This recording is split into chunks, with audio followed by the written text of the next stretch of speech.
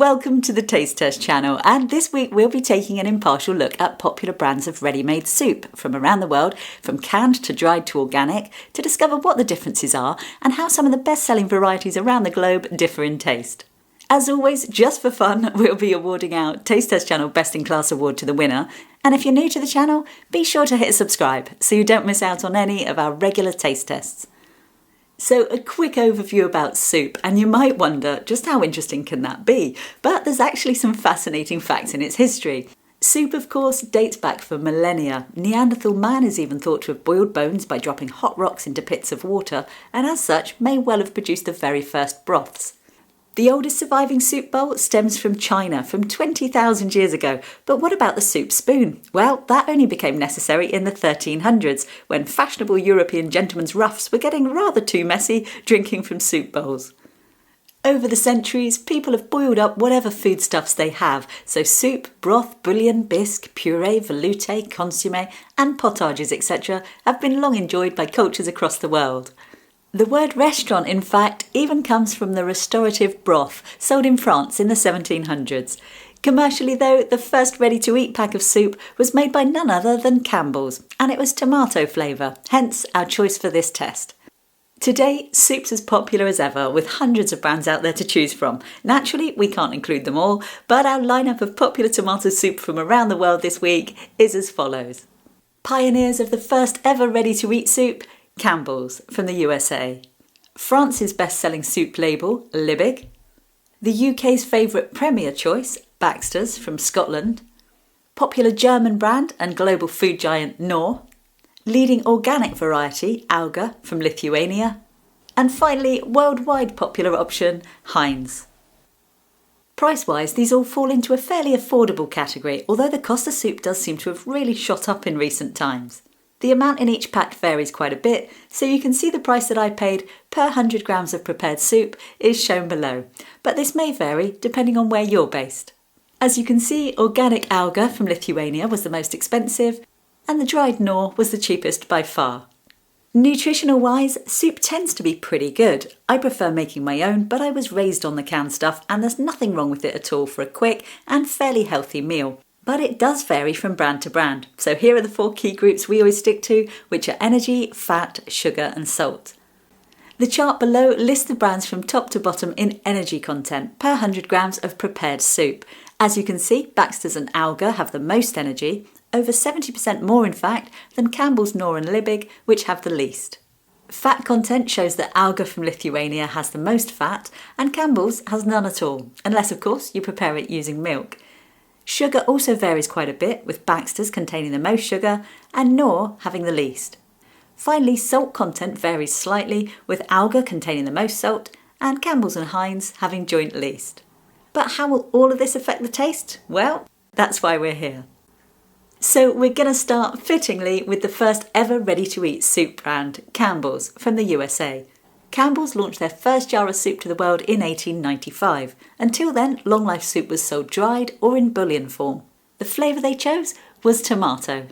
It was cheap to make but expensive to transport, so the breakthrough really came about when a chemist employee realised if you removed lots of the water, they could slash the price by 2/3.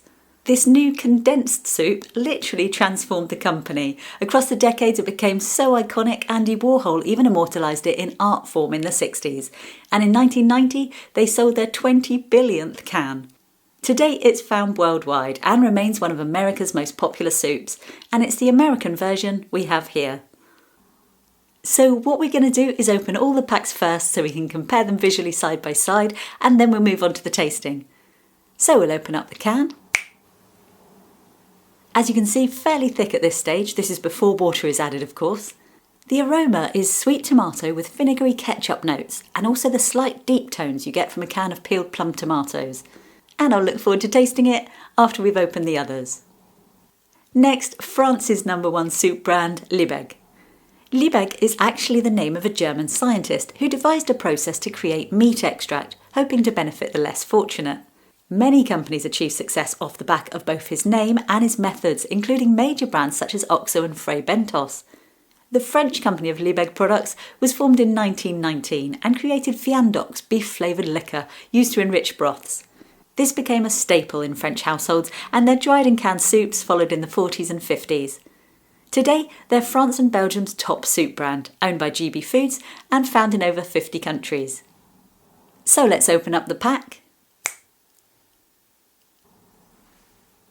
So a lighter colour and smooth and thin, but the aroma's very different on this one. Sweet, vinegary and zingy, but this time with much lower earthy tones and the suggestion of mustard. Next, from Scotland in the UK, Baxters. Baxters was started in 1868 by a gardener to the Duke of Richmond, who opened a small grocery shop selling homemade jams and jellies. They were an instant hit, even with the Duke himself. Later, Baxter's son went on to buy land from the Duke, build a factory, and as one of the first canning outlets in Scotland, he and his wife created a range of high-quality soups, including their famous Royal Game variety. Orders came flooding in from Harrods, Fortnum & Mason and the likes, and with an extended range they were supplying stores and delis around the world by the 1960s. Still owned by the Baxter family today, they're the UK's leading premium soup brand. So let's open up the can. So similar looking to the Liebig, but a totally different aroma, quite subtle and not very tomatoey at all. In fact, if I smelt this blind, I would not think it was soup. It's weak, but I'm getting grilled cheese, would you believe? Like rubbery melted mozzarella. Very strange. So I will be really curious to taste this one. Next, another historical pioneer of preserved soups, Knorr of Germany. Karl Heinrich Knorr opened his first kitchen in 1838, supplying chicory to the coffee industry. He then began to experiment with drying vegetables and seasonings and created dried soups, which were launched across Europe in the 1870s. And later on, his famous preserved pea soup, sold in a sausage format, Erbswurst, which is still popular as survival food. Today, available worldwide, Knorr soup stocks and seasonings are consumed by a whopping 320 million people a day, Unilever's biggest brand, and one of the top 10 consumer packaged goods brands on the planet. Now, this is a dried soup from the Knorr Professional range and one of the most popular pre-made soups you'll find in catering venues, cafes, canteens, etc. It's not something I'd normally go for, but I'll be curious to see how it compares. So let's take a look inside. So a dried mix at this stage. They do sell a liquid form, but apparently it's exactly the same as this, just hydrated. There's 25 portions in this pack, and I'll cover the aroma once it's made up in the tasting section. Next, an organic option from Auga of Lithuania. Auga was founded in 2003 and is apparently Europe's largest organic food producer from field to shelf, meaning they grow and rear their raw ingredients and then make the end products, so from farm to table, so to speak. As well as being organic, they say their mission is to deliver food with zero cost to nature, with sustainable food production and emission-reducing feed technologies. In 2021, they won a Global Green Innovation Award for their climate-neutral tractor. They now export to 38 countries. So, given what we've just said, you might be wondering about the mixed plastic pouch. Now, Auga claim that it's innovative lightweight packing proven to have less CO2 emissions during its product life cycle than a glass jar of similar size. Personally, I'd say that's going to mean diddly squat to the whale who swallows it in the ocean after its product life cycle though, given it's not easily recyclable. But let's open up the pack.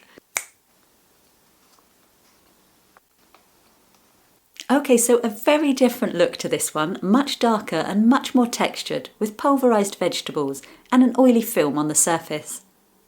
A very strong aroma, deep earthy plum tomato and herby tones, like a rich tomato stock. Finally, another global bestseller, Heinz.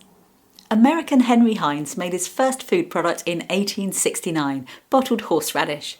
As his range extended, he travelled far and wide to promote his wares, including England, where his first stop-off was luxury department store Fortnum & Mason. They were suitably impressed and sold his baked beans from 1895 and this cream of tomato soup from 1910. By the way, if you've ever wondered what the famous Heinz 57 varieties refers to, essentially nothing. It was completely made up. Henry spotted a poster boasting 21 types of shoe in 1896 and decided to create an equally impressive strapline using random numbers he liked the sound of. Nevertheless, it certainly worked. Today you can find Heinz products in over 200 countries. So, looking at them all side by side and with Knorr and Campbell's now properly prepared, you can see the variations more clearly. Organic Auga from Lithuania is clearly the most distinct, both in colour and in texture. Heinz and Knorr are the next thickest, looking slightly more gloopy, and the other three look fairly thin and smooth. And Campbell's and Auga have deeper red tomato tones, while the rest have more orangey shades. But with all that in mind, I'm really curious to discover just how much they vary in taste. So let's move on to the tasting. So we'll start with Campbell's from the USA, made with equal volumes of water and soup.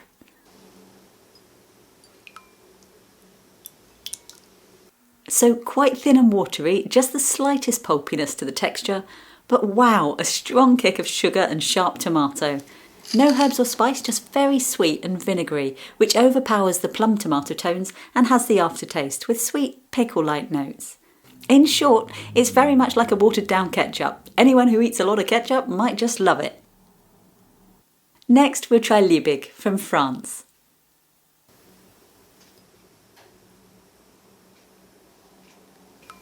So a smooth, just very slightly gloopy texture, but a totally different flavour to the last one.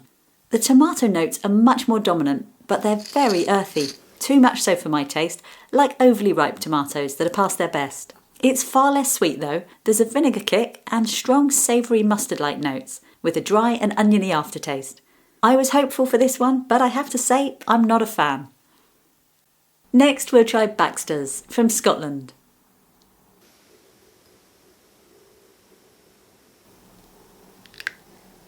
So a very smooth texture and an entirely different taste again. It's very sweet, the tomato is subtle to medium, but there's a distinct fattiness enveloping the flavours, like the cheesy notes we smelt in the aroma, which stays in the aftertaste along with high-pitched, almost celery tones. It has a richness for sure, but I'm not keen on the mixture of fats. It has almost a beef fat or dripping-like quality, which I'm not mad about, but that could just be me. Next we'll try global brand Knorr of Germany, made using 10 parts water to 1 part mixture. And the aroma takes me straight back to the generic vending machine soup I used to be given after swimming as a kid. Vegetable stock with just a hint of tomato. So the texture is heavier and more gloopy in the mouth than the others. It's not too sweet though, and there's a dried brown onion soup type flavour, not overly tomatoey, more vegetable stock cube notes, with a hint of darker plum tomato in the aftertaste. It's not bad, but you know you're eating rehydrated soup. It has that distinct hit of dry herbs and seasoning that you get in dry camping or hiking foods. Next we'll try organic brand Auga from Lithuania.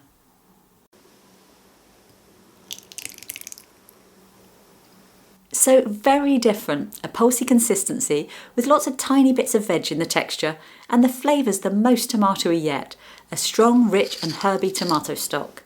There's other vegetable tones too, like carrot, even a hint of squash, with a long onion and garlic aftertaste that hits the back of the throat, and a more oily finish. In summary though, this is very fresh and wholesome tasting. My only criticism is the flavours are strong. It's edging towards being a thin pasta sauce. For me, I'd tone down the oil, salt and garlic to be perfect, but it's a really nice mix of flavours. Finally, we'll try global brand Heinz. So a more gloopy texture than some of the thinner ones, you can tell there's added starch in there. It's very sweet, with the same tomato ketchup type flavour as the Campbell's, but softened somewhat, with subtle vegetable stocky undertones and less acidity. Nevertheless, the aftertaste is sweet and vinegary, and with the hint of bitterness that you get from tomato skin. In all, it's like a richer, thicker, but more rounded and creamy version of the Campbell's. So that covers how they all differ in taste, and now that we've tasted them all, as always, just for fun, we award our Taste Test Channel winners and Best in Class award. For me, choosing first place in this test was easy. One of these tasted like a fresh soup, and I would gladly eat it again. The others fell quite a way behind and were much harder to choose between, despite all of the brands being surprisingly varied. And as usual, choosing your favourite will come down to your personal taste. If you like sweet tomato ketchup notes, then try Campbell's for maximum zing, Heinz for softer and stockier tones, or Baxters for sweetness but with a richer, fattier flavour. If you prefer earthy flavours, then try Auga for a wholesome, real vegetable taste, or Liebig for much lower, earthy tomato and onion notes. Or if you like the herby seasoned hit you get from dried soups, then Knorr would be a great option to go for and is incredibly cost effective. And if you have a favourite brand you love, let us know in the comments. But our top 3 winning soups based on taste alone are as follows. Winning third place? Baxters from Scotland. Although the mix of fats are not to my personal taste, I completely get that a lot of people would love it. It's rich whilst being smooth and non-starchy. Winning second place, global brand Heinz. Although a bit too sweet for me, this balances its sweetness with stocky vegetable notes and a hint of tomato bitterness, as such scoring way above Campbell's. But in first place this week in the popular tomato soups from around the world, the Taste Test Channel Best in Class award goes to Auga Organic Soup from Lithuania. This gets top marks for creating a long life soup that tastes freshly prepared, both in texture and flavour. Strong, certainly, but wholesome, hearty and full of natural flavours, so well done to Auga from Lithuania. And as I always say, taste is subjective and this is purely my point of view, but I hope it's provided some useful insights.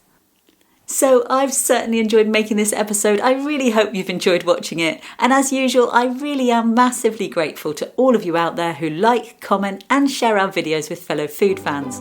And the biggest thank you ever to our wonderful handful of patron supporters. If you haven't already, don't forget to subscribe and ring that bell so you don't miss out on any of our regular taste tests. Meanwhile, thanks for watching, have a super day and see you next time.